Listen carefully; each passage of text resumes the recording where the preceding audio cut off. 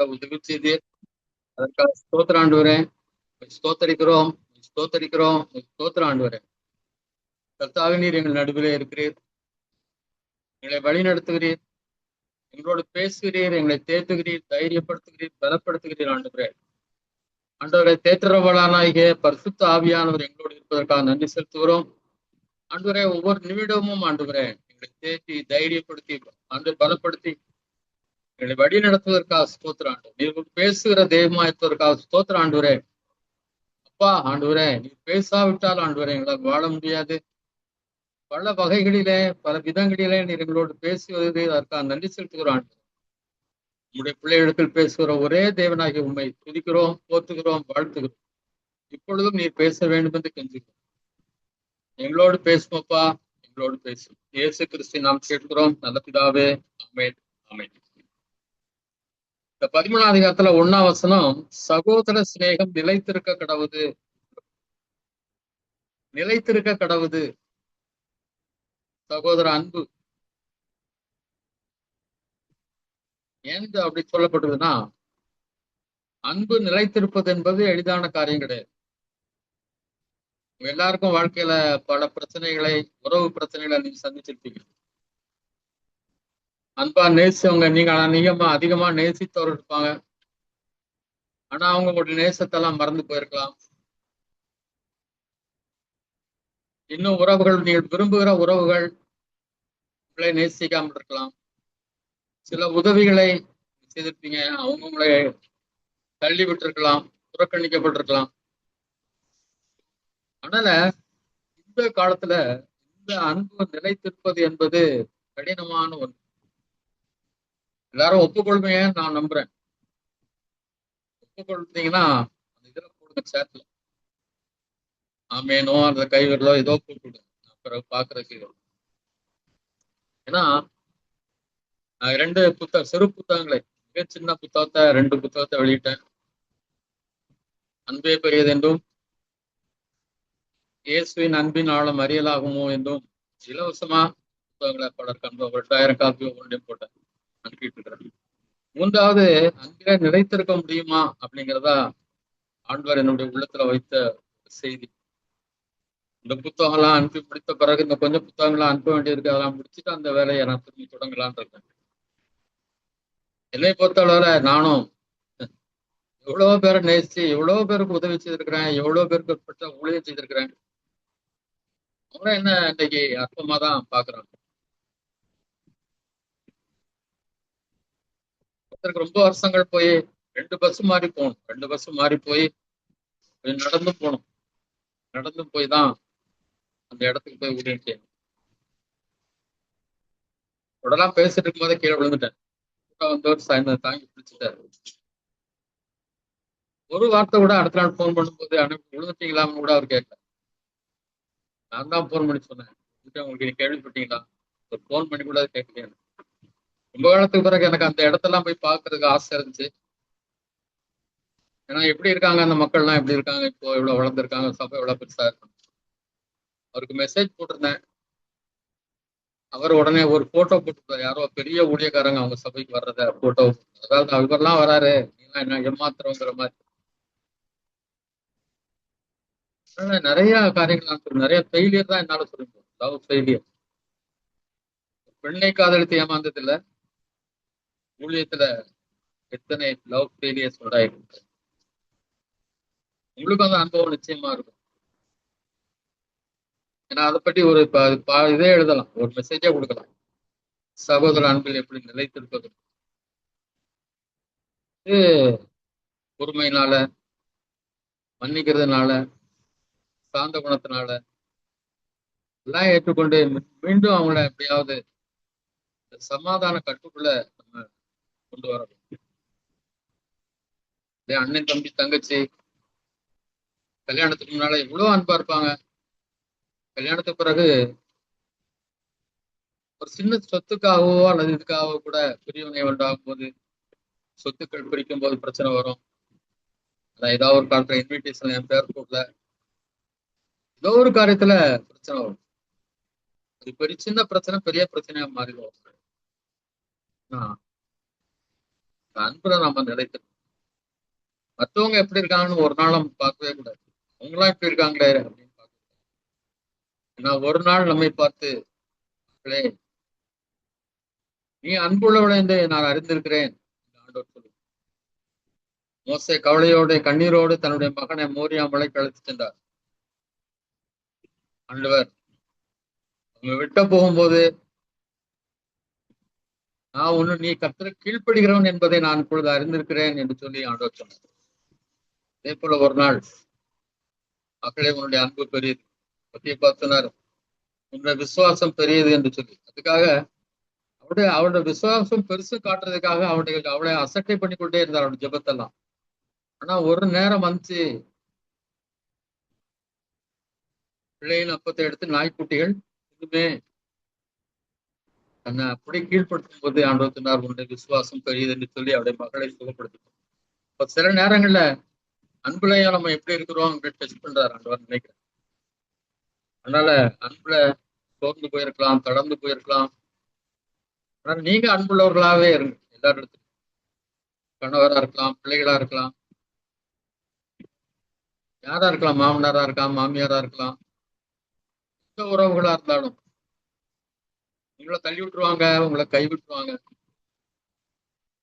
உங்களுக்கு யாராவது இருக்கிறாங்களா என்ன அன்புல என்ன கேட்டா சொல்ல நிச்சயம் ஒருத்தர் இல்லைன்னா சொல்லுவோம். அதான் அப்படிலாம் காரணங்கள் இருக்கு இந்த காலத்துல, கடைசி காலத்துல என்ன எல்லாமே சுபாவ அன்பு இல்லாதவர்களா இருப்பார்கள் என்று சொல்லக்கூடும் போகும். ஆனா நம்ம அன்பு உள்ளவங்களா தன்னை விட்டு துரோகம் பண்ணி கொண்ட மகனை என்று வருவான், எப்பொழுது திரும்ப வருவான் என்று காத்து கொண்டிருந்த அப்பா மாதிரி அவருடைய அன்பு, பிதாவுடைய அன்பு. 2 முறை பேதுரு மறுதளித்தாலும் 3 முறை மறுதளித்தாலும் திரும்ப கடலுக்கு மீன் பிடிக்க போனாலும் என்னை நேசிக்கிறாயா என்று சொல்லி தன்னை இழுத்து கொண்டார்ல. இப்படிப்பட்ட அன்பு இடத்துல இருக்கணும். நல்ல சகோதர சிநேகத்திலே நாம் நிலைத்திருப்போம். 2வது வசனத்துல அந்நியரை உபசரிக்க மறவாதிருங்கள், அதனால் சிலர் அறியாமல் தேவதூதனை உபசரித்ததுண்டு. நமக்கு தெரியுது ஆபிரகாம் யாருன்னே தெரியாம உபசரித்தான், அவர் தேவதூதர்கள். அதனால அவங்க சொன்னாங்க அப்படி சோதோம் அழிக்க போகிறோம். அதே போல சோதோம் அழிக்க போறதுக்கு முன்னால தேவதூதர்கள் லோத்து இடத்துல இருந்தாங்க. லோத்து யாருன்னு தெரியாம அவங்களை வீட்டுக்கு கூப்பிட்டு வந்து தெருவுல தங்காதீங்க வீட்டுக்கு வாங்கன்னு கூப்பிட்டு அவங்கள போசித்தான். லோத்தும் குடும்பத்தாரும் இந்த அழிவில் சோதோம் அழிவிலிருந்து பாதுகாக்கப்பட்டார். அதனால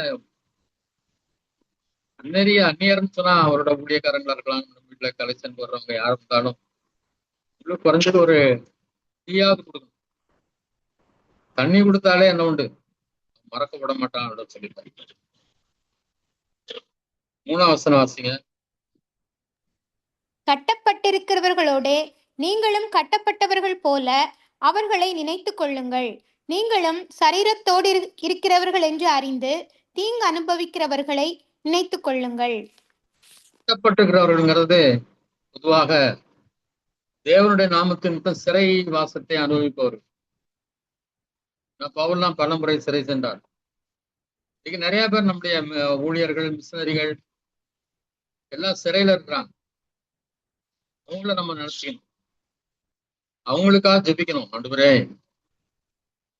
சிறையில் இருக்கிற அவர்கள்லாம் விடுவீங்கப்பா, அந்த குடும்பங்களை எல்லாம் விடுவீங்க ஆண்டவரே. கணவன் சிறையில் இருந்தா மனைவி பிள்ளைகள் எந்த நிலைமையில இருப்பாங்க தெரியும், சபை எப்படிப்பட்ட நிலைமையில இருக்கும் தெரியும். அதனாலதான் பேதுரு சிறையில் இருக்கும்போது அவர்கள் ஊக்கமாக ஜெபித்தார்கள், சிறை கதவுகள் திறக்கப்பட்டதுன்னு பார்க்கணும். அதனால அப்படிப்பட்டவங்களுக்காக தினமும் தயவு செய்து ஜெபம் பண்ணுங்க. நம்ம வட இந்தியாவில் அதிகமா அது நடந்து கொண்டிருக்கிறது. நெருக்கையும் அந்த காரியங்கள்லாம் செய்ய வேண்டும் என்பதற்காக மத்திய அரசு எவ்வளவு சதி செய்ய முடியுமோ அவ்வளவு சதிகளை செய்து கொண்டிருக்கிறது. நம்ம ஜாக்கிரதையான ஜெபம். நீங்களும் சரீரத்தோடு இருக்கிறவர்களா என்று தீங்கு அனுபவிப்பவர்கள் நினைத்துக் கொள்ளும். அதே மாதிரி துன்பப்படுபவர்கள், மணிப்பூர்லாம் எவ்வளவு மோசமான காரியங்கள்லாம் நடந்தது. இன்னும் வட இந்தியா நாட்கள்ல, உலகத்துல பல முஸ்லிம் நாடுகள்ல, கம்யூனிஸ்ட் நாடுகள்ல கிறிஸ்தவர்கள் எவ்வளவோ பாதிக்கப்படுறாங்க. அவர்களுக்கெல்லாம் நம்ம ஜெபிக்கணும். நம்மளுக்கும் ஒரு நாள் இந்த துன்பங்கள் வரலாம். நாமும் சரீரத்தோடு இருக்கிறோம், நாமும் மனித உடல்ல தான் இருக்கிறோம். அதனால அப்படிப்பட்ட பாடுகளை அனுபவிக்கிற மனிதர்களை நம்ம என்ன செய்யணும்? நினைத்தவர்களுக்காக ஜெபிக்க வேண்டும். 4வது வசனம். விவாகம் யாவருக்குள்ளும் கனமுள்ளதாயும் விவாக மஞ்சம் அசுசிப்படாததாயும் இருப்பதாக. வேசி கள்ளரையும் விபச்சாரக்காரரையும் தேவன் நியாயம் தீர்ப்பார். விவாகம் யாவருக்கும் கனம் உள்ளது. ஒரு குரூப் சொல்றாங்க கல்யாணம் எல்லாம் பண்ணக்கூடாது, அதெல்லாம் தேவனுடைய திட்டம் இல்லை அப்படிங்கிற மாதிரி எல்லாம் சொல்றாங்க. ஊழியக்காரன் கல்யாணம் பண்ணக்கூடாது எல்லாம் பைபிள்ல நம்ம தீமோத்தேயுல பார்த்தோம். அதை குறிச்சு அது பிசாசின் உபதேசம் என்று சொல்லப்பட்டது.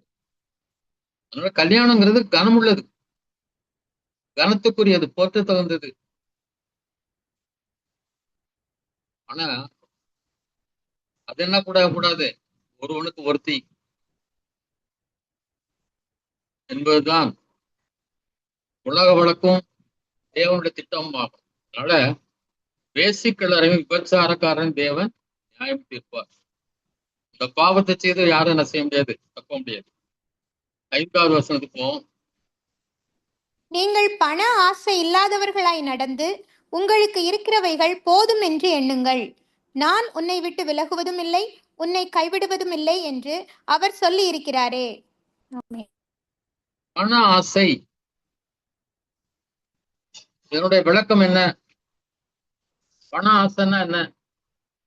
இன்னும் நிறைய வரணும், இன்னும் நிறைய சம்பாதிக்கணும், இன்னும் நிறைய சேர்க்கணும், இன்னும் சில வீடுகளை கட்டணும், இன்னும் வருமானத்தை பெருக்கணும். ஆசைகள் என்ன செய்யக்கூடாது, இருக்கக்கூடாது. இருக்கிறவைகள் போதும். 10,000 தான் வருது, 15,000 தான் வருதுனாலும் கடன் வாங்காம அதுக்குள்ள செலவு பண்ணி பொறுமையா காத்திருக்கணும். நாட்கள் வரும், தேவன் நம்மை ஆசீர்வதிப்பார்கள், தேவன் நம்மை உயர்த்துவதற்கு நாட்கள் வரும். அதெல்லாம் 300 ரூபா கூட சம்பளம் கிடையாது மாசம். ரொம்ப கஷ்டப்பட்டோம் ஒரு காலத்துல. இன்னைக்கு அதை விட எத்தனையோ மடங்கு சம்பளம் அதிகமாயி, 100 மடங்குக்கு மேல சம்பளம் அதிகம் பென்ஷனுக்கு. ஆனா ஆண்டவர் நம்மளை கவனித்துக் கொண்டே இருக்கிறார். நல்லா சொன்னாரு, காகத்தை பாரு, அதையும் நான் படை போட்டுக்கிறேன். காட்டு பூக்களை பாரு, அதையும் நான் உடுத்து வைக்கிறேன். சொன்னவர் உண்மை உள்ளவர். தான் பிள்ளைகளை அனாதையா விட மாட்டார், ஒரு நாள் கைவிட்டுற மாட்டார். அதனால்தான் நீங்கள் பண ஆசை இல்லாதவர்களா இருந்து உங்களுக்கு இருக்கிறீர்கள் போதும் என்று எண்ணுங்கள். நான் உன்னை விட்டு விலகுவதும் இல்லை, உன்னை கைவிடுவதும் இல்லை என்று அவர் சொல்லியிருக்கிறாரே. எலியாவை கேரி தாட்டங்களிடையில இருப்பார சொன்னாரு. திடீர்னு காகங்கள் வராம போச்சு, கேரி தாறு வத்தி போச்சு. ஆனாலும் ஒரு விதவையை கொண்டு ஆண்டவர் என்ன செய்தார், யோசித்தார். அதனால அந்த குடும்பம், விதவையின் குடும்பமும் ஆசீர்வதிக்கப்பட்டாங்க. விதவையும் அவருடைய மகனும் என்ன செய்தாங்க, பஞ்சகாலம் முடிகிற வரைக்கும் ஆசீர்வதிக்கப்பட்டாங்க. அதை போஷிக்கிறவர் அவர், நம்மை நடத்துகிறவர் அவர். எல்லா தேவைகளிலும் கண் கலங்காமல் எல்லாம் உடனே கிடைச்சிரும், எல்லா ஆசீர்வாதம் உடனே வந்துடணும்னு சொல்ல முடியாது. நாங்களாம் பல ஆண்டுகள் கஷ்டப்பட்டேன், 2 பேரும் வேலை பார்த்துமே. நாட்கள் வரும், அது வரைக்கும் பொறுமையா இருக்கும். அவருடைய கையிலிருந்து ஆசீர்வாதங்கள் வரும் வரைக்கும் பொறுமையா இருப்போம், தேவைகளுக்காக ஜெயிப்போம். நான் ஒரு அக்டோபர்ல வேலை கிடைச்சது, டிசம்பர்ல ஒரு என்னோட சொந்த ஊருக்கு போக வேண்டிய ஆயிடுச்சு. கிறிஸ்துமஸ்க்காக போறேன். திரும்பி வர்றதுக்கே பணம் இல்லை. என்னுடைய கரஸ்பாண்டுக்கெல்லாம் லெட்டர் எழுதி அவரை எப்படியாவது கொஞ்சம் அனுப்பி விடுங்க, நான் சம்பளத்தில் பிடிச்சிங்களா, பதிலே வரல. ஆனா என்ன ஆச்சுன்னா, பெரியம்மா ஒருத்தவங்க உண்டு, அவங்களுக்கு பிள்ளை கிடையாதுனால என் மேல ரொம்ப அன்பா இருப்பாங்க. அவங்ககிட்ட கடவுள் பேசியிருக்காரு, நீ போ, பணம் எடுத்துட்டு போன்னு சொல்லி. நான் டிக்கெட் எடுத்துட்டு ஊருக்கு வரணும், ஆனா பணம் இல்லை. இங்க கரெக்டா வந்து நைட்டு புறப்படணும், அவங்க மத்தியானமே வந்துட்டாங்க, சாப்பிட்டுட்டு புறப்பட்டு வந்தாங்க. கடவுள் என்னோட இப்ப எங்கேயோ போன்னு சொல்லி நிறைய அனுப்பி விட்டாரு. எத்தனையோ விதங்கள் நடந்திருக்கு. வனாந்திரத்துலதான் ஆண்டவர் அற்புதம் செய்வார். இல்லையா? வனாந்தரத்துலதான் என்ன வந்துச்சு? மண்ணா வந்துச்சு, காடைகள் வந்துச்சு, கற்பாலையும் தண்ணி வந்துச்சு. ஒண்ணுமே இல்லாத நேரத்துலதான் ஆண்டவர் நம்மை போஷிப்பார். இருக்கிறவன போஷிக்க வேண்டியதில்லை. மாசம் 1,00,000 அவனுக்கு வருமானம் வருதுன்னா அவனுக்கு ஆண்டவர் பணம் கொடுக்க வேண்டிய அவசியம் இல்லை. அதனால அவர் நம்ம விட்டு விலக மாட்டார், கைவிட மாட்டார். அவரை சார்ந்திருப்போம். 6வது வசனம். அதனாலே நாம் தைரியம் கொண்டு, கர்த்தர் எனக்கு சகாயர், நான் பயப்படேன், மனுஷன் எனக்கு என்ன செய்வான் என்று சொல்லலாமே. அவர் நம்மோடு கூட இருக்கிறார். நான் உனக்கு துணை நிற்கிறேன், பயப்படாதே, நான் உனக்கு துணை நிற்கிறேன்னு சொல்றார். அதனால எவனுக்கும் நம்ம பயப்பட வேண்டிய அவசியம் இல்லை. நான் அப்படி செய்திருப்பேன், இப்படி செய்திருப்பேன், என்ன பண்ணாலும் நான் கலங்கி நிற்க வேண்டிய அவசியம் இல்லை. கர்த்தர் எனக்கு God is my helper. அதனால நான் பயப்பட மாட்டேன். மனுஷனால எனக்கு ஒன்றும் செய்ய முடியாது. 7வது வசனம். தேவ வசனத்தை உங்களுக்கு போதித்து உங்களை நடத்தினவர்களை நீங்கள் நினைத்து அவர்களுடைய நடக்கையின் முடிவை நன்றாய் சிந்தித்து அவர்களுடைய விசுவாசத்தை பின்பற்றுங்கள். யார் நமக்கு வசனத்தை போதிக்கிறாங்களோ அவங்கள என்ன செய்யணும்? நடத்துகிறவர்களை அவருடைய நடக்கையின் முடிவை நன்றாய் சிந்தித்து அவருடைய விசுவாசத்தை பின்பற்றும். யார் நமக்கு கத்துக் கொடுக்குறாங்களோ, பாஸ்டா இருக்கிறாங்களோ, நம்மளுடைய வழி நடத்துறாங்களோ, அவருங்க எப்படி நடக்கிறாங்க, அவர் எப்படிப்பட்ட நடக்க உள்ளவர்கள், அவருடைய விசுவாசம் எப்படிப்பட்டது என்று பார்த்து அவருடைய விசுவாசத்தை நம்ம என்ன செய்யணும்? அதே போல் நாமும் விசுவாசம் உள்ளவர்களாய் இருக்க வேண்டும். இயேசு கிறிஸ்து நேற்றும் இன்றும் என்றும் மாறாதவராய். அவர் எப்போதும் மாறாதவர். அவர் நம்மோடு கூட தான் இருக்கிறார். அன்றைக்கு விலகாதவர்னா இன்றைக்கும் விலகாதவர் தான், நாளையும் அவர் நம்மை விட்டு விலகாதவர் தான். அதனால என்ன செய்யுங்க? அவர் இப்போதும் மாறி போகிறவர் அல்ல. தைரியமா அவருக்கு என்ன செய்வோம்? நாம் அவருக்கு பின் செல்வோம். 9வது வசனம். பலவிதமான அந்நிய போதனைகளால் அலைப்புண்டு திரியாதிருங்கள். போஜன பதார்த்தங்களினால் அல்ல, கிருபையினாலே இருதயம் ஸ்திரப்படுகிறது நல்லது. போஜன பதார்த்தங்களில் முயற்சி செய்கிறவர்கள் பலனடையவில்லையே. ரொம்ப கேர்ஃபுல்லா இருக்கணும். அந்நிய போதனைகள், பைபிள் இல்லாத பல போதனைகள் வரும். அதாவது திருவிருந்துக்கு போனா கட்டாயம் வெள்ளை ட்ரெஸ் தான் போடணும், அதெல்லாம் ஆண்டவர் பார்க்கறதில்லை. இப்படி நிறைய உபதேசங்கள்லாம் இருக்கும். அப்படிப்பட்ட உபதேசங்கள், வேதத்துல இல்லாத உபதேசங்களுக்கு நம்ம என்ன செய்யக்கூடாது? ஏமாந்துடக்கூடாது. பெரும்பாலும் இயேசு கிறிஸ்து தேவனுடைய குமாரன் அல்லன்னு சொல்லி அதை மறுதளிக்க வைப்பான். அப்படி போனவங்க அவங்க திரும்பியே வர முடியாது. அதெல்லாம் ரொம்ப எச்சரிக்கையா நம்ம இருக்கணும். அது இயேசு கிறிஸ்து மட்டும்தான் சொல்லி நம்ம என்ன செய்யக்கூடாது? ஏமாந்துடக்கூடாது. இதை பற்றிலாம் நம்ம முன்னாடி நிறைய ட்ரீட் பண்ணியிருக்கோம். எது அந்நிய போதனை அப்படின்னு சொன்னா, கர்த்தருடைய போதனை பனி போல இறங்கும் அப்படின்னு சொல்லும். அது ஜென்டலா இருக்கும் அந்த வார்த்தைகள். இப்ப நான் தவறான ஒரு உபதேசம் செய்தா அது உங்களுக்கு ஒரு எரிச்சலை. நம்ம இது குடிக்கிறீங்க, ஒரு கூல் ட்ரிங்க் குடிக்கிறீங்க, ஆரஞ்சு ஜூஸ் ஏதோ, அந்த ஆரஞ்சு விதைகள் இருந்தா குடிக்கும்போது ஒரு ஸ்மூத்தா போகாம எப்படி போகும்? அந்த விதைகள்லாம் தொண்டையில அது இடித்து கொண்டு போவதை நீங்க பாப்பீங்க. வேற எந்த சின்ன அல்லது அரைத்த அந்த மிக்சியில போட்டு அரைத்த பண்ணாலும் வர இதுகள்லாம் இருக்கும். சிலது வடிகட்டாம போட்டா அதெல்லாம் தொண்டையில அரிக்கிற மாதிரி இருக்கும். அதே மாதிரி சில உபதேசங்கள் ஒரு வித்தியாசமா ஒரு எரிச்சலா தெரியும். நம்ம ரொம்ப கேர்ஃபுல்லா அறிந்து கொள்ளணும். நான் சொல்றது உங்களுக்கு புரிய நினைக்கிறேன். சரியான போதனைன்னா அது அப்படியே ஜென்டலா அப்படியே இறங்கும், பனி மாதிரி இறங்கும். அதான் ஒரு இரிட்டேஷன் நமக்கு தெரியும். இது சம்மந்தம் இல்லாத மாதிரி தெரியுது இந்த வார்த்தைகள், இந்த போதனைகள் அப்படிங்கிறத நம்ம புரிஞ்சுக்கணும். பைபிள் இல்லாத போதனைக்கு நம்ம கீழ்ப்படியணும் அவசியம் கிடையாது. மனித சட்டங்கள் நிறைய பெந்தைகோஸ்து சபைகள் உண்டு. எல்லாம் நம்ம பார்த்துக்கணும்.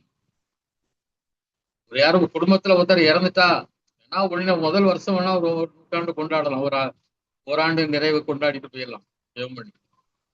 அதே வருஷம் கொண்டாடிட்டு அதெல்லாம் பைபிள்ல இறந்துட்டாங்கன்னா அதைப்படி கவலைப்படாதுன்னு தான் சொல்லப்படும்.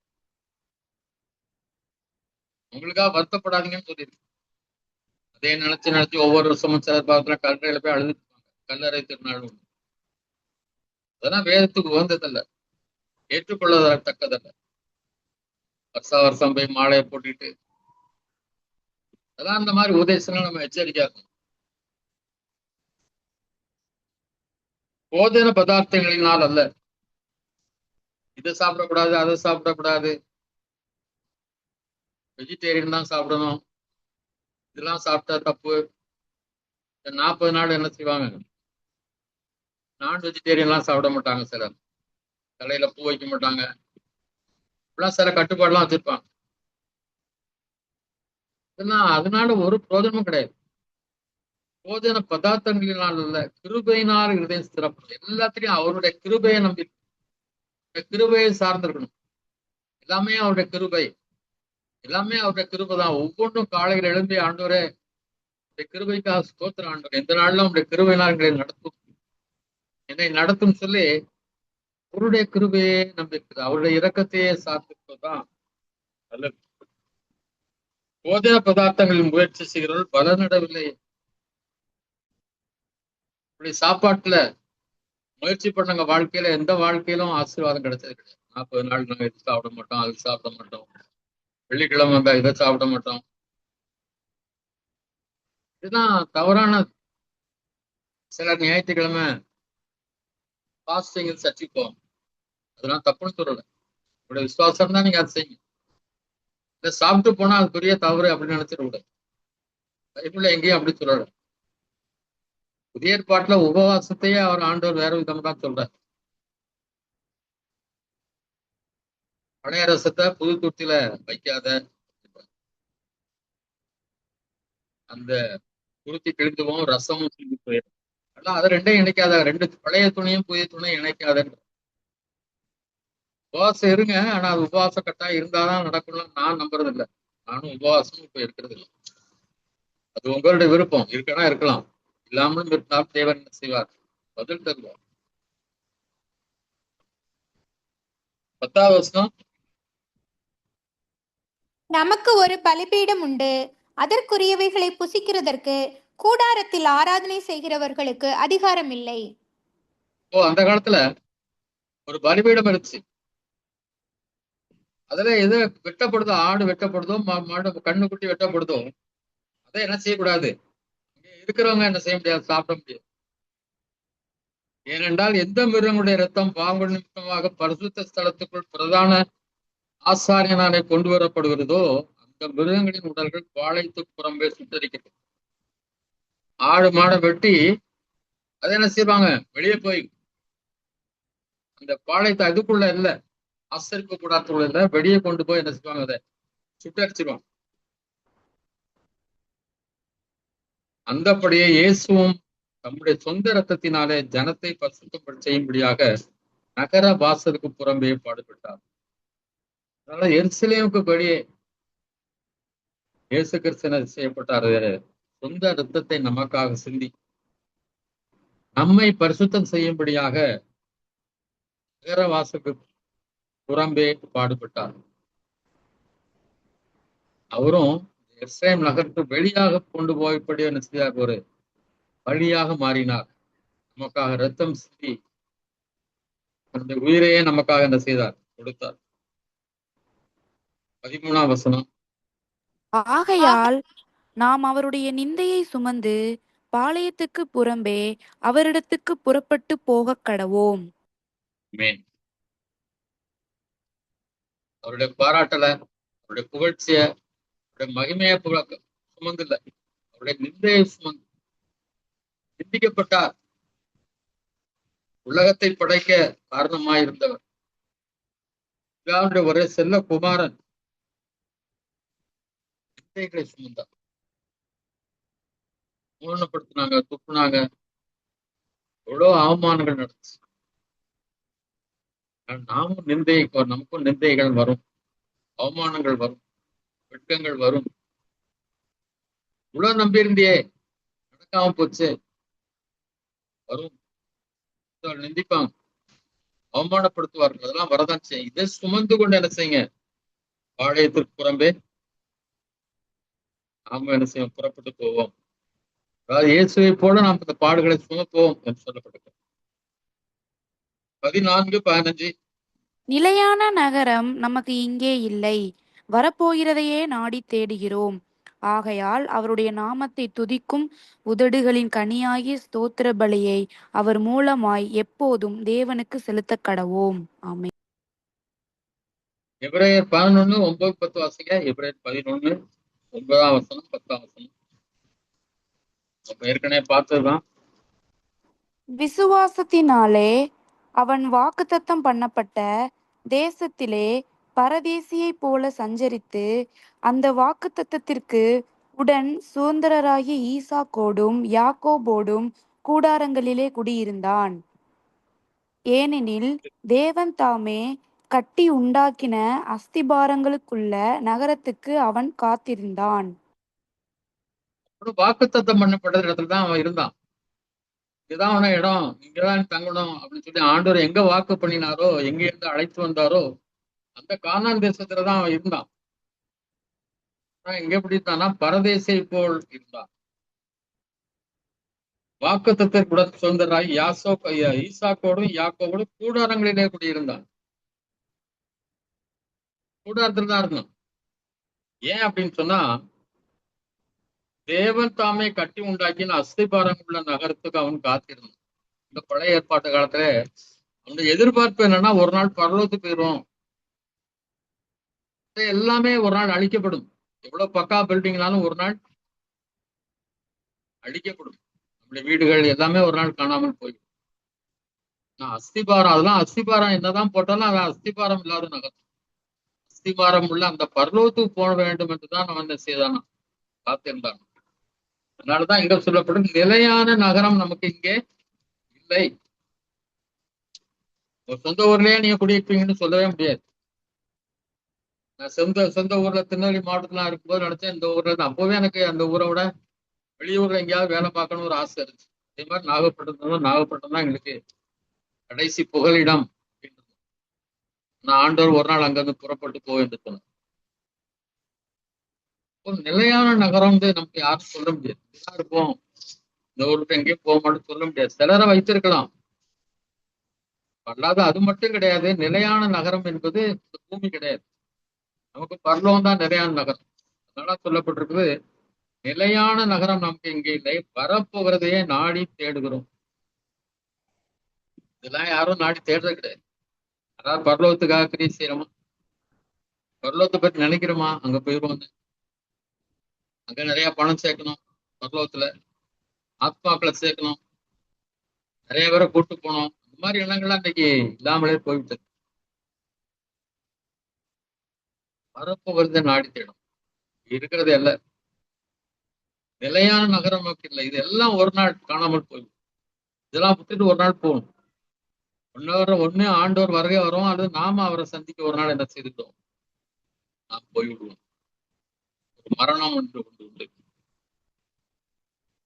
ஆகையால் அவருடைய நாமத்தை துதிக்கும் உதடுகளின் கனியாகிய ஸ்தோத்திர பலியை அவர் மூலமாய் எப்பொழுதும் தேவனுக்கு செலுத்த கடவோம். அங்கதான் போறோம். அதான் நம்முடைய குடியிருப்பு. நம்முடைய குடியிருப்போ பரலோகத்தில் இருக்கிறது. அங்கே இருந்து இயேசு கிறிஸ்து ரட்சகர் வர காத்திருக்கிறோம் என்று சொல்லப்பட்டிருக்கிறது ரோமர்ல. குடியிருப்பு பரலோகத்தில் எவ்வளவு எத்தனை, அதெல்லாம் ஒரு ரூம் இருந்தா போதும். ஒரு ரூமு, ஒரு கிச்சன், அவ்வளவுதான் இருக்கும் ஒரு காலத்துல. ஒரு ஹால் அதுக்கு வந்துச்சு. ஒரு ரூமு, ஒரு ஹாலு, ஒரு கிச்சன், ஒரு டாய்லெட், ஒரு 2 ரூம், 2 பெட்டு, 2 பாத்ரூம், அதெல்லாம் இருந்துச்சு. இப்போ 3, குறைந்தது 3 பெட்ரூம், ஒரு டாய்லெட், அட்டாச் பாத்ரூம், டாய்லெட், பெரிய ஹால், கிச்சன், கீழே கட்டி மாவட்டம் படிகள் போட்டு இங்கிருந்தே மேல போயிடுற மாதிரி. அங்க தனியா கீழே எல்லாம் இதெல்லாம் டைனிங் இன்னைக்கு மட்டும் எல்லாம் கீழே, படுக்கிறதுக்கு மேல. இப்படி பல முறைகள்ல இன்றைக்கு வீடுகள் வந்து கொண்டு. பெரிய பெருசு பெருசா கட்டுறாங்க, வசதியா வாழணும். எல்லாம் ஒரு நாள் பாழாய் போய் நிலையான நகரம் பரலோகத்தில். அதனால அவரை துதித்துக் கொண்டே இருங்கள். உதடுகளின் கனியான ஸ்தோத்திர பலியை அவர் மூலமா எப்பொழுதும் தேவனுக்கு செலுத்தணும். 1000 ஸ்தோத்திர பலி, 100 ஸ்தோத்திர பலி எல்லாம் இருக்குது. அது பண்றது தப்பா தப்பு இல்லையா எனக்கு தெரியும்.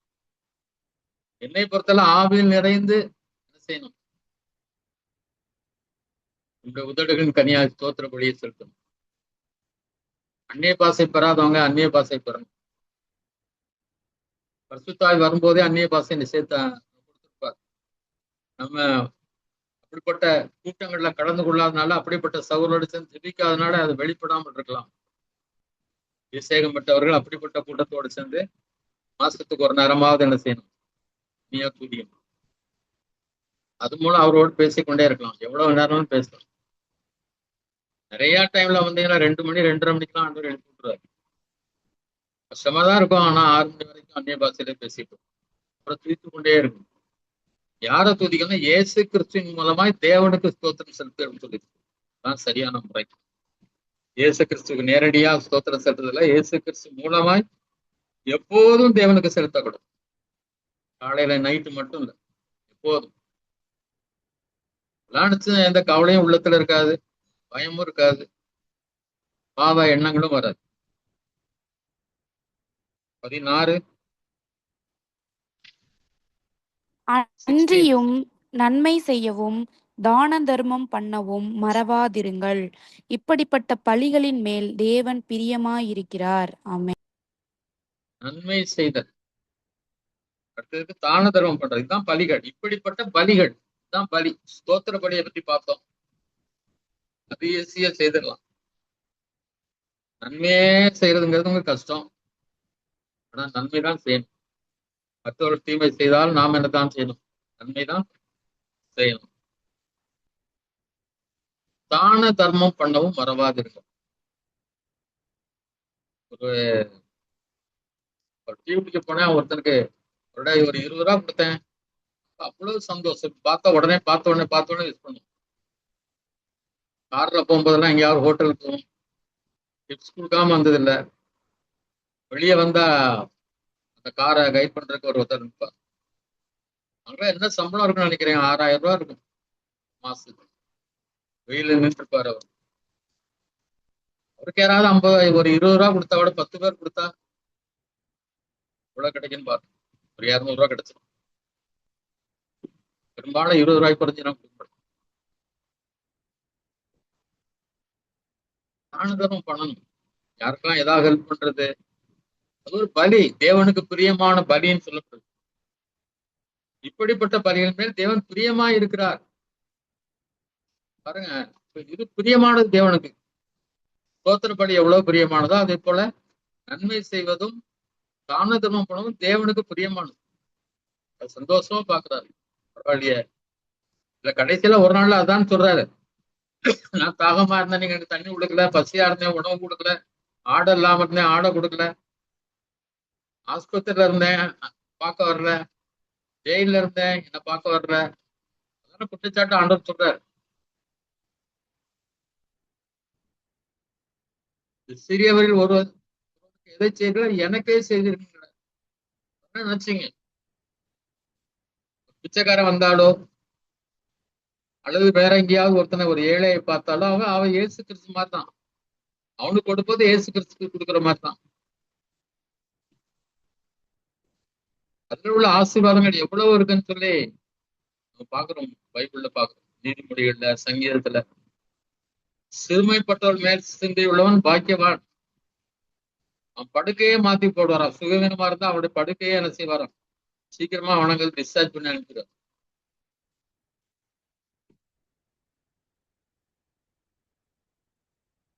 ஆசீர்வாதம் வேணும்னா தான தர்மம் பண்ணுங்க,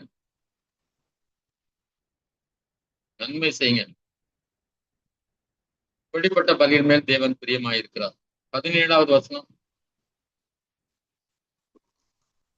உங்களை நடத்துகிறவர்கள் உங்கள் ஆத்துமாக்களுக்காக உத்தரவாதம் பண்ணுகிறவர்களாய் விழித்திருக்கிறவர்களானபடியால் அவர்கள் துக்கத்தோடே அல்ல சந்தோஷத்தோடே அதை செய்யும்படி அவர்களுக்கு கீழ்ப்படிந்து அடங்குங்கள். அவர்கள் துக்கத்தோடே அப்படி செய்தால் அது உங்களுக்கு பிரயோஜனமாய் இருக்க மாட்டாதே. ஆமென். ஆமென். இந்த வாட்ஸ்அப் செய்தி ஒவ்வொரு நாளும் நான் போடுவேன் என்னுடைய ஊழியத்தை சார்ந்தவர்களுக்கு. அதுல இந்த இதுதான் போடுறது. உங்களை நடத்துகிறவர்கள் உங்கள் ஆத்துமாக்களுக்காக உத்தரவாதம் பண்ணுகிறார் விழித்திருக்கிறா. ஆக்சுவலா அவர் மெசேஜ் மட்டும் கொடுக்குறான் வாரத்துக்கு ஒரு. அதனால உங்களுக்காக நான் ஜெபம் பண்றது கிடையாது. நான் இன்னைக்கு யோசிக்கிறேன் இன்னும் உங்களுக்காக நான் தினமும் ஜெபம் பண்ணணும். ஆனா நடத்துறவங்க என்ன செய்யணுமா, இங்கிலீஷ்ல கிவ் அக்கௌண்ட்ஸ், கணக்கு கொடுக்கணும். ஒரு ஆடு மேய்க்கிறவனா இருந்தா அவன் என்ன செய்யணும், எஜமான்ட்டு காட்டுறவன் சொல்லணும், இன்னைக்கு இத்தனை ஆடு மேய்ச்சிட்டு போனோம், 25 ஆடு மேய்ச்சிட்டு போனோம், 25 ஆடும் கரெக்டா ஒண்ணு ஒப்படைங்க. 25 ஆடுச்சு ஒண்ணுதான் காணும் சார், எஜமா விட்டுருவானா, அது ஒண்ணுதான் நாய் கடிச்சிருச்சு, நீ என்னடா பண்ண, நாய் கடிக்கிற வரைக்கும் தான் கேட்பான். தலைவர்களுடைய கடமை பார்க்க முடியும். அதனால அதை குறித்து உங்களோட நான் அதிகமா பேசல. அவர்கள் துக்கத்தோட அல்ல சந்தோஷத்தோட அதை செய்யும்படி அவர்களுக்கு கீழ்ப்படிந்து அடங்குங்கள். அவர் துக்கத்தோட அப்படி செய்தால் அதுவும் உங்களுக்கு பிரயோஜனமா இருக்க மாட்டாது. அதனால தலைவராக பாஸ்டா இருக்காங்கன்னா அவங்களுக்கு என்ன பண்ணுங்க, கீழ்ப்படிந்து நடங்க. அவர்கள் உங்களுக்கு பொறுப்பானவர்கள். நிறைய தலைவர்கள் பொறுப்பானவர்களா இருக்க மாட்டாங்க. பாரம்பரிய சபைகளா இருந்தாலும் சரி, நிறைய பெந்தகோஸ்து சபைகள் தங்களை குறித்து தங்கள் குடும்பத்தை குறித்து அக்கறை உள்ளவங்களா இருக்கிறோம். அது கவலைக்கிடமானது. அதனால நீங்க என்ன செய்யுங்க, உங்களுக்கு கீழ்ப்படிங்க. வருத்தத்தோட அவங்க உங்களுக்கு டீச் பண்ணா, அவங்களை நடத்தினா அது நல்லா இருக்காது, பிரயோஜனமா இருக்காதே அப்படின்னு சொல்றாரு. அதுக்கு என்ன செய்யுங்க, தலைவர்களுக்கு உங்களுடைய பாஸ்டர்களுக்கு கீழ்ப்படிங்க. 18ஆம் வசனம். எங்களுக்காக வேண்டிக் கொள்ளுங்கள். நாங்கள் நல் மனசாட்சி உள்ளவர்களாய் எல்லாவற்றிலும் யோக்கியமாய் நடக்க விரும்புகிறோம் என்று நிச்சயித்திருக்கிறோம். ஆமென். மேய்ப்பனை விட்டு ஆடுகள் சிதறி போகும் அப்படின்னு பைபிள் வசனம். மேய்ப்பனை வெட்டுவே ஆடுகள் சிதறி இல்லையா? இப்போ தலைவனை தான் அதிகமா சாத்தான் தாக்கும். எப்படியாவது அவர்களை விழச் செய்ய வேண்டும். நிறைய ஊழியர்கள் பெண்கள் விஷயத்துல ஏமாந்துருக்காங்க, பண ஆசையில ஏமாந்துருக்காங்க, பெருமையில ஏமாந்துருக்காங்க. இந்த 3 தான் பெரிய பாவங்கள், வீழ்த்துற பெரிய முக்கியமான பாவம். கண்களின் இச்சை, மாம்சத்தின் இச்சை, ஜீவனத்தின் பெருமை, வீழ்த்த பார்ப்பான். ஆனா நான் யோக்கியமா நடக்க விரும்புறோம், எங்களுக்காக ஜெபம் பண்ணி கொள்ளுங்கள் என்று சொல்றேன். என்னை போன்றவர்களுக்காக தயவு செய்து ஜெபம் பண்ணிக்கணும். ஒரு வார்த்தையாவது சொல்லி, ஒரு ஜெபத்துல ஒரு வார்த்தை சொல்லி எனக்காக என்ன செய்யுங்க, ஜெபம் பண்ணி. நான் கடைசி வரைக்கும் உண்மையா இருக்கணும். 75 வயசாச்சு. கடவுள் எனக்கு இன்றைக்கு கிருபை கொடுத்துட்டு இருக்கா, எல்லா இடத்துக்கும் பைக்ல போறேன் வரேன். நேற்று ஒரு சகோதரனை பார்த்தேன். அவர் பாத்தீங்கன்னா தன்னுடைய வீட்டை, தன்னுடைய ஹால் முழுதையும் பிரேயருக்கு ஒவ்வொரு நாளும் ஒவ்வொரு பிரேயர் நடந்துட்டு, அதனால கிச்சனையும் பக்கத்துல இன்னொரு சின்ன ஒரு வீடு வாடகை கொடுத்துருந்தாங்க, அந்த வீட்டையும் வச்சுட்டு சமாளிச்சுட்டு இந்த இடத்த எல்லாத்தையும் பிரேயருக்காக கொடுத்துருக்காங்க. எனக்கு ஆச்சரியமா இருந்துச்சு. ரொம்ப நல்ல மனிதர்கள் 2 பேரும், ஹஸ்பண்ட் ஒய்ஃப். அவங்களுக்கு அவரோட வயசு என்னன்னா 77. இன்னைக்கும் ஊழியத்துக்கு வாரத்துக்கு 2 நாள் ஊழியத்துக்கு போறாங்க, சனி ஞாயிறு வேன்ல. இத இப்படிப்பட்டவர்களாம் விழுந்து போகாமல் கடைசி வரை பரிசுத்தமாய் உண்மையா இருக்கும்னா அதற்கு உங்களுடைய ஜெபம் அவசியம். ஊழியக்காரங்களுக்காக, என்னை போன்றவர்களுக்காக தயவு செய்து ஜெபித்துக் கொள்ளுங்கள்.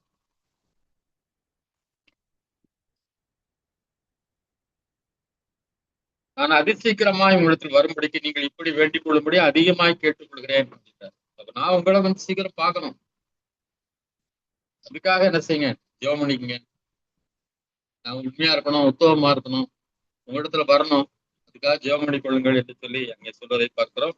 20ஆவது வசனம். நித்திய உடன்படிக்கையின் இரத்தத்தினாலே ஆடுகளுடைய பெரிய மெய்ப்பரான நம்முடைய கர்த்தராகிய இயேசுவை மரித்தோரிலிருந்து ஏறி வர பண்ணின சமாதானத்தின் தேவன். நித்திய உடன்படிக்கை நம்மோடு பண்ணது ஒரு நித்திய உடன்படிக்கை, மாறி போற உடன்படிக்கை கிடையாது. அமெரிக்காவும் ஈரானும் உடன்படிக்கை பண்ணியிருக்காங்க போரிட மாட்டோம். அதனால அதுக்கு பிறகு 2-3 தடவை என்ன செய்த கொண்டு வீசிட்டா இருக்காங்க. அது ஒரு நாள் பார்த்தா விருப்பம், இன்னொரு நாள் என்ன செய்யும், கூட மாறலாம். ஆனா நம்மோடு இயேசு கிறிஸ்து பண்ணின உடன்படிக்கை நித்திய உடன்படிக்கை, கடைசி வரைக்கும் மாறாது. திருமண பந்தத்தை விட உயர்வானது. நம்ம கலந்து போனாலும் அவர் விட மாட்டார். அவர் உடன்படிக்கை பண்ணின தேவன். நித்திய உடன்படிக்கைங்கிற ரத்தத்தினாலே ஆடுகளுடைய பெரிய மேய்ப்பரான் நம்முடைய கர்த்தராகிய இயேசு கிறிஸ்து. அவர் யாரு? அவர் துதிக்கும் போது இதெல்லாம் சொல்லி துதிக்கலாம். ஆடுகளின் பெரிய மேய்ப்பனே, நித்திய உடன்படிக்கை எங்களோடு பண்ணினவரே. கர்த்தராகிய இயேசு கிறிஸ்துவை மரித்தோரிலிருந்து ஏறி வர பண்ணின சமாதானத்தின் தேவன். அப்ப இயேசு கிறிஸ்துவ உயிரோடு எழச் செய்தது யாருன்னா யாரு? பிதாவாகிய தேவன்.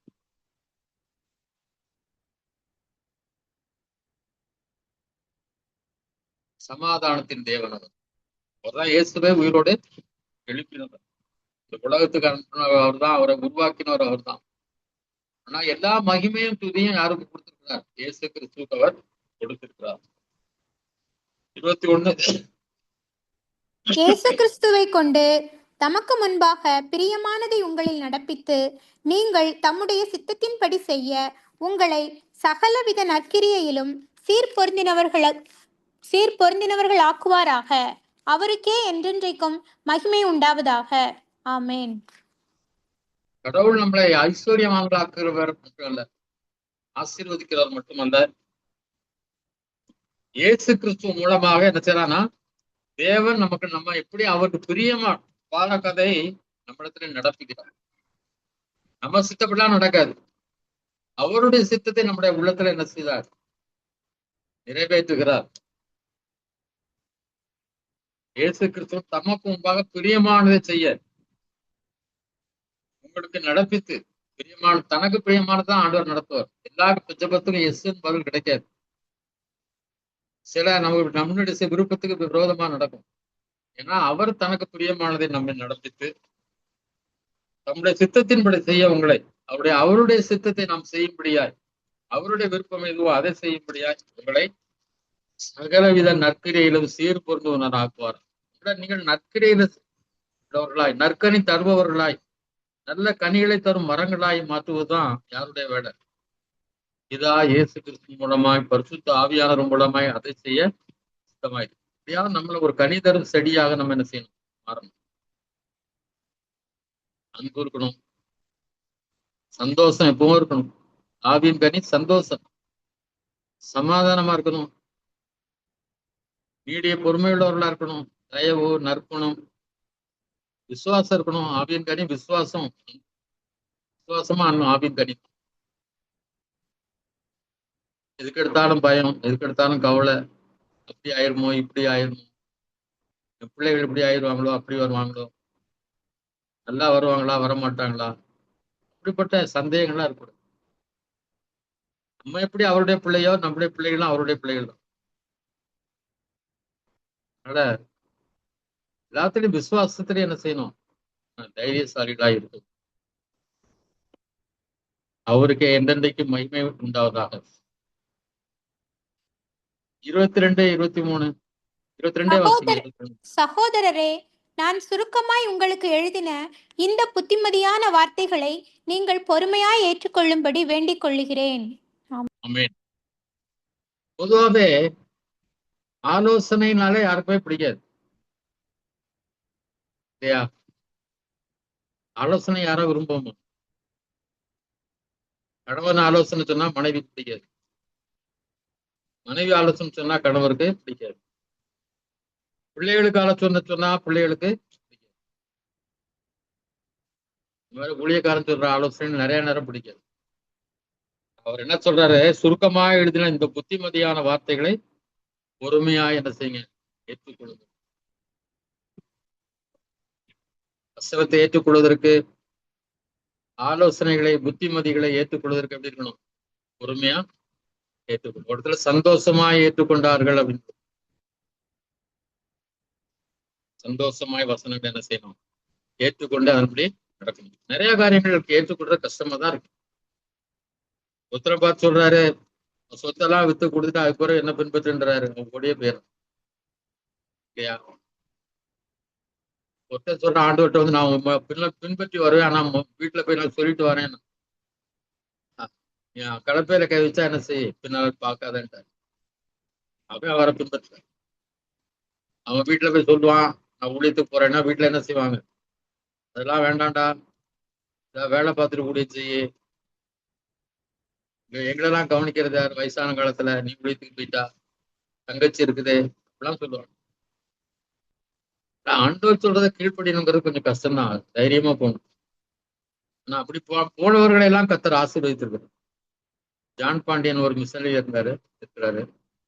அவர் வந்து டீச்சர் ட்ரைனிங் முடிச்சிருக்காரு. அவர் மட்டும்தான் டீச்சர் ட்ரைனிங் முடிச்சிருக்கு. அவர் கொஞ்ச நாள்ல நான் ஊழியத்துக்கு போறேன், நான் மிஷனரியா போக போறேன்னா அவங்க அப்பா அம்மா எல்லாம் சொன்னாங்க, நீ மட்டும்தான்டா படிச்சிருக்க, நீ வேலை பார்த்தா தம்பிகள் இருக்காங்க, தங்கச்சி இருக்கு, அப்பா அம்மா நாங்க இருக்கோம், எங்களெல்லாம் கவனிக்கிறது யாருன்னு. இல்ல, நான் ஊழியத்துக்கு போய் தான் ஆகணும், ஆண்டவர் அழைச்சிட்டாரு. ஆனா ஆண்டவர் வந்து அவங்க அப்பா அம்மாவுக்கு வேண்டிய சப்போர்ட் பண்ணாரு. தம்பிகள் எல்லாம் நல்ல வேலைக்கு வந்தாங்க, தங்கச்சிக்கு நல்ல மாதிரி கல்யாணம் நடந்துச்சு. அதெல்லாம் ஆண்டவர் பார்த்துக்குவார். கொஞ்சம் அவரை பின்னால போகணும்.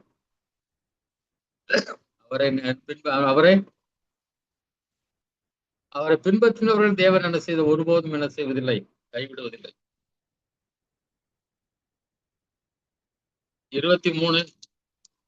சகோதரனாகிய தீமோத்தேயு விடுதலையாக்கப்பட்டான் என்று அறிவீர்களாக.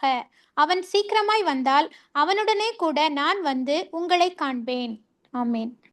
தீமோத்தேயும் சிறையில் இருந்திருக்கிறாரு. தீமோத்தேயு இப்ப சிறையிலிருந்து எனக்கு விடுதலை பண்ணப்பட்டாரு. அவர் வந்தவுடனே நானும் அவரோட சேர்ந்து என்ன செய்யறேன், உங்களை பார்க்க வர்றேன்னு சொல்றேன். பவுல் அப்போஸ்தலனுடைய ஊழியம் எல்லாம் தனி, அப்போஸ்தல ஊழியம். அதனால அவரெல்லாம் ஒவ்வொரு வாரமும் ஒரு சபையில போய் உட்காரணும்னு அவசியம் கிடையாது. அவர் போயிட்டே இருப்பார் டிராவல் பண்ணி. என்னுடைய ஊழியெல்லாம் அப்படிதான். சிலர் கேட்பாங்க, ஞாயிற்றுக்கிழமை எல்லாம் நீங்க எங்க அலையறீங்க, ஒவ்வொரு இடத்துக்கு போறீங்க, சொந்த ஒரு சபையில தான் இருக்கணும். ஒருத்தருக்கு வித்தியாசமான ஊழியங்கள் உண்டு. அப்போஸ்தல ஊழியம் இருக்கு, தீர்க்கதரிசியின் ஊழியம் இருக்குது, சுவிசேஷ ஊழியம். இவங்கெல்லாம் வந்து ஒரே இடத்துல இருக்க மாட்டாங்க. சுவிசேஷர் பல இடத்துக்கு சென்று ஊழியத்துக்கு போறார். அவர் ஒரு சண்டே ஒரு இங்கதான் இருக்கணும் கட்டளை கிடையாது. நீங்க தெரிந்து கொள்ள வேண்டும் என்பதற்காக சொல்றாரு. அப்போ அவர் விடுதலையாக்கப்பட்டார். பவுலுடைய வேலை என்ன, ஒவ்வொரு சபையா சென்று அதை திடப்படுத்துற வேலை. நான் வந்து என்ன செய்யறேன், அவரோட வந்து நான் உங்கள்கிட்ட திடப்படுத்த உங்கள்கிட்ட வந்து சந்திக்கிறேன் அப்படின்னு சொல்றாரு. 24. உங்களை நடத்துகிறவர்களையும் பரிசுத்தவான்கள் யாவரையும் வாழ்த்துங்கள். இத்தாலியா தேசத்தார் யாவரும் உங்களுக்கு வாழ்த்துதல் சொல்லுகிறார்கள். கிருபையானது உங்கள் அனைவரோடும் கூட இருப்பதாக. ஆமேன். நடத்துறவங்க பரிசுத்தவான்கள் யாவரையும் என்ன செய்யுங்க, வாழ்த்துங்க. அவங்க எல்லாருக்காகவும் ஜெபம் பண்ணுங்க. அவங்களுக்கு எல்லாருக்காகவும் ஆண்டவருக்கு ஸ்தோத்திரம் செய்யுங்க. பாஸ்டருக்காக ஸ்தோத்திரம் ஆண்டவரே, எங்க ஊழியர்களுக்காக ஸ்தோத்திரம், செல்வியக்காவுக்காக ஸ்தோத்திரம், தனசிங்க அண்ணனுக்காக ஸ்தோத்திரம் சொல்லுங்க. எல்லா பரிசுத்தவான்களுக்காக ஜெபம் பண்ணுங்க. உலகத்தினுடைய எல்லா பரிசுத்தவான்கள், எங்க இந்திய தேசத்தினுடைய எல்லா பரிசுத்தவான்களுக்காக ஸ்தோத்திரம் ஆண்டவரே சொல்லுங்க. ஒரு வார்த்தை சொல்லுங்க. கர்த்தர் கிரியை நடத்திப்பார். கிருபையானது உங்கள் அனைவரோடும் கூட இருப்பதாக. கிருபை மட்டும் போதும் இல்லையா? அவருடைய கிருபை நம்மகிட்ட மேல இருந்துச்சுன்னா அதை விட மேல ஒண்ணும் தேவையில்லை. இந்த கிருபை எல்லாத்தையும் நமக்கு தந்துவிடும். அந்த கிருபை எல்லாத்தையும் நம்மை நடத்திவிடும். அதனால்தான் ஒரே வார்த்தையில கிருபையானது உங்களோடு கூட இருப்பதாக. அவர் பொதுவா எல்லா இடத்துலயுமே கிருபையும் சமாதானம் உங்களோடு கூட இருப்பதாக பல இடத்துல எழுதியிருப்பார். நான் இங்க கிருபை உங்களோட, இந்த கிருபை இருந்துச்சுன்னா, அவருடைய கிருபை நம்ம மேல இருந்துச்சுன்னா போதும். இந்த கிருபை நம்ம விட்டு போய்விட்டால் நம்ம இந்த பூமியில வாழ முடியாது. இந்த கிருபையிலே நம்பி வாழ்வோம். எல்லாத்திலையும் அவருடைய கிருபையை நம்பி இருப்போம். அவருடைய கிருபை தான் ஆண்டவரே, நாம் வாழ்வது அவருடைய கிருபை, நான் நடப்பது அவர் கிருபை, நான் சாப்பிடுவது அவருடைய கிருபை, நான் சாப்பிடுவது ஜீரணிப்பது அவருடைய கிருபை, என்னுடைய குடும்பம் உங்களுடைய கிருபை, என்னுடைய பிள்ளைகளும் உங்களுடைய கிருபை, என்னுடைய கணவன் உங்களுடைய கிருபை, எல்லாமே தேவனுடைய கிருபை. அதனால் கிடைச்சது. இந்த கிருபையை சார்ந்து வாழ்வோம். ஒவ்வொரு நாளும் ஆண்டு சொல்லுவோம், ஆண்டவரே நம்முடைய கிருபைக்காக ஸ்தோத்திரம், இந்த நாளில் நம்முடைய கிருபை என்னை நடத்துவதாக சொல்லி ஜெபித்து நம்முடைய வாழ்க்கையை நடத்தும். ஜெபம் பண்ணுவோம். எங்களை அன்பு தகப்பனே, நன்றியோடு ஸ்தோத்தரிக்கிறோம். உடைய கிருபை என்றும் உள்ளது என்ற வேதம் சொல்கிறது ஆண்டவரே. இயேசு கிறிஸ்து நேற்றும் இன்றும் என்றும் மாறாதவர் என்று சொல்லப்பட்டிருக்கிறது ஆண்டவரே. ஒருபோதும் மாறாத தேவனாய் நீர் எங்களோடு கூட இருப்பதற்காக ஸ்தோத்திரான். உடைய கிருபை எங்களோடு கூட இருப்பதற்காக ஸ்தோத்திரான். அருமையான பிள்ளைகள் ஒவ்வொருவரையும் நாமத்தினால் ஆசீர்வதிக்கிறேன் ஆண்டவரே. எல்லா நன்மைகளால் நிரப்பும் கர்த்தால் நல்ல ஆண்டவரே ஆவியின் கன்னிகளை தந்து அநேருக்கு ஆசீர்வாதமான பாத்திரங்களாய் பயன்படுத்தும். நாங்கள் இன்று கற்றுக்கொண்டபடி ஆண்டவரே கர்த்தாவே எல்லாவற்றிலும் உடைய கிருபையை தாரும். ஒரே ஸ்தோத்திரம் ஆண்டவரே, ஸ்தோத்திரம் ஆண்டவரே. சகோதர சிநேகத்தில் நிலைத்திருக்க உதவி செய்யும். எவ்வளவு நாங்கள் அன்புள்ளவர்களாக இருந்தாலும் உண்மை உள்ளவர்களாக இருந்தாலும் அநேகர் எங்களுக்கு இடர்களாக இருக்கிறார்கள், விரோதமாக இருக்கிறாங்க. எங்களை அன்பை புரிஞ்சுக்கல, நாங்கள் செய்த நன்மைகளை புரிந்து கொள்ளவில்லை. ஆனால் ஆண்டவரே நாங்கள் ஆண்டவரே சகோதர சிநேகத்தில் நிலைத்திருக்க உதவி செய்யும். அந்நியரை உபசரிக்க உதவி செய்யும். சிறையில் இருக்கும் ஊழியர்களுக்காக ஜெபிக்க உதவி செய்யும். வியாதியஸ்தர்களை பாடுபடுகிறவர்களை நினைத்து அவர்களுக்காக ஜெபிக்க உதவி செய்யும் ஆண்டவரே. பரிசுத்தமாய் வாழ உதவி செய்யும் அப்பா. பண ஆசை இல்லாமல் வாழ உதவி செய்யும். நீர் எங்களோடு கூட இருக்கிறேன் என்று சொல்லி தைரியத்திலே வாழ உதவி செய்யும். எங்களுக்கு ஊழியம் செய்தவர்களை அவர்களை நாங்கள் நினைத்துக் கொள்ள அவர்களை மதிக்க எங்களுக்கு உதவி செய்யும்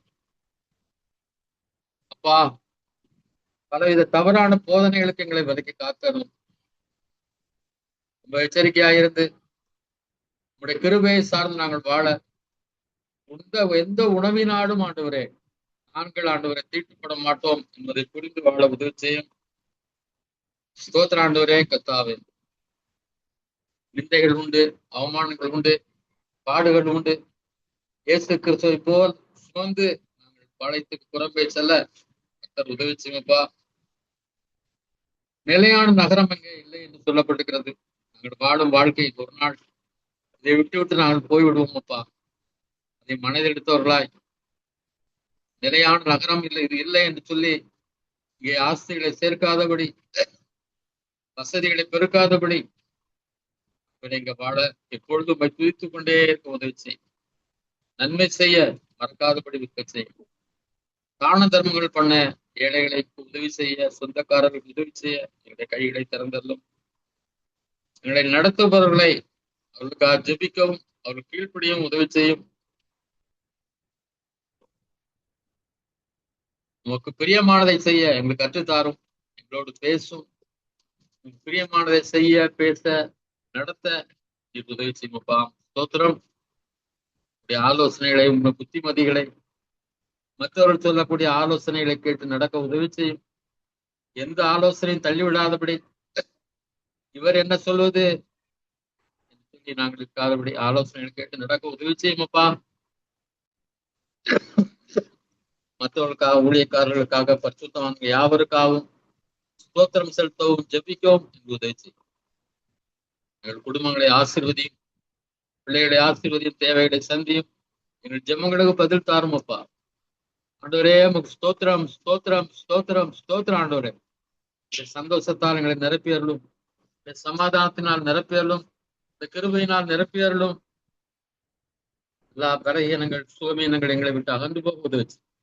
குடும்பத்தில் இருக்கிற துன்பங்கள், துக்கங்கள், வேதனைகள், வருத்தங்கள் யாவும் அகன்று போக உதவி செய். கரத்துல அர்ப்பணிக்கிறோம் ஆண்டவரே.